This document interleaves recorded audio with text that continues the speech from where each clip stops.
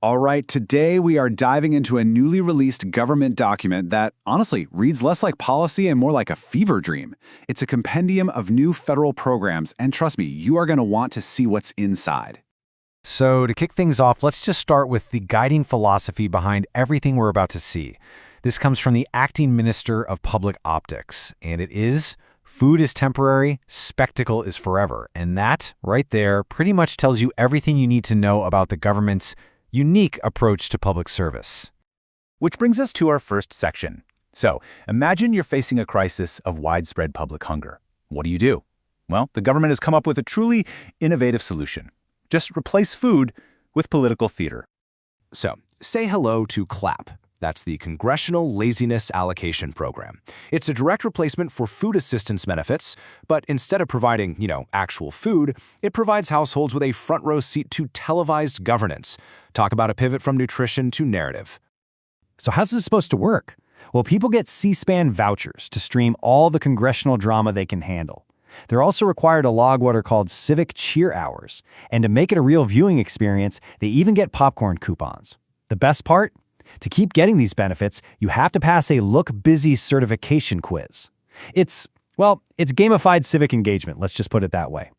So, what's the official justification for all this? A government spokesperson stated, with what I can only call an unnerving sense of calm, that since everyone needs nourishment, the government has simply decided to nourish their civic curiosity instead. It's a bold redefinition of a basic human need, I'll give them that. And really, the program's official marketing tagline says it all, doesn't it? It's not about feeding families, it's about letting them taste the drama. Okay, so you can't just replace food with C-SPAN and expect people to be happy about it, right? So how are citizens actually responding to this unique form of nourishment? Well, that brings us to the counter-movement that has emerged. And this slide just lays it out perfectly, side by side. The government's CLAP program is all about narrative and distraction. Meanwhile, the citizens' response, SLAP, is all about demanding accountability through petitions and, funnily enough, their own brand of theatrical protest. It's a pretty fundamental clash of priorities. So what exactly is SLAP? It stands for the Symbolic Legislative Accountability Project. It's this theatrical, completely nonviolent movement that's designed to hold leaders accountable, using paperwork, props, and a whole lot of public spectacle. And their tactics are just so creative. We're talking about town halls where everyone has giant foam hands, coordinating these mass deliveries of petition stacks that are so big they literally need forklifts to move, and they've even launched a viral #PaperSlap meme campaign.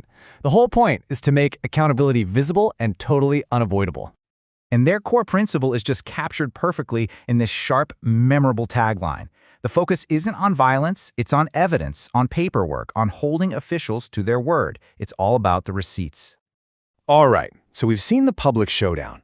But what's the government doing for itself, behind closed doors? Because this next program isn't for the citizens. Oh no, this one's for the lawmakers.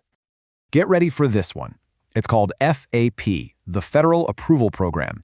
This is an initiative created by Congress for Congress, and its whole purpose is to reward lawmakers for their vigorous participation in debates that achieve absolutely nothing. So what are the key features? Well, there are mutual admiration rooms for basking in applause, a filibuster fitness tracker to count all those hours of meaningless speeches, and, my personal favorite, stimulus packages, which are, and I am not making this up, literal boxes of confetti. The chairman of the Committee on Self-Regard pretty much summed it all up with this quote. It's cynical, for sure, but you have to admit it's brutally honest. It seems that when leadership is needed, the first priority is to provide it to oneself. Okay, so if you have a system that's this focused on performance and self-congratulation, how do you manage your public image? More specifically, how do you handle the, shall we say, undeniable scent of failure? And that question right there brings us to the final, and I have to say, the most audacious program in this entire collection.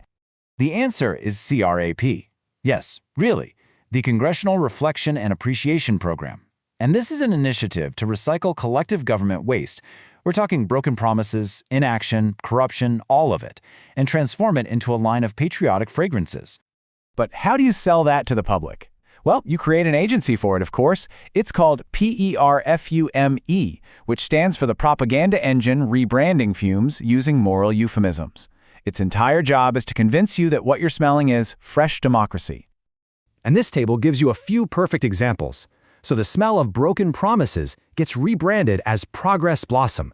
That unmistakable odor of corruption, that's now sold as Integrity Musk. I mean, it is truly a masterclass in spin. And the official and truly Orwellian tagline for this whole rebranding effort just sums it all up. Don't worry about that smell of decay, you're just smelling the aroma of destiny. All of this brings us to the final and maybe the most unsettling takeaway from this source material.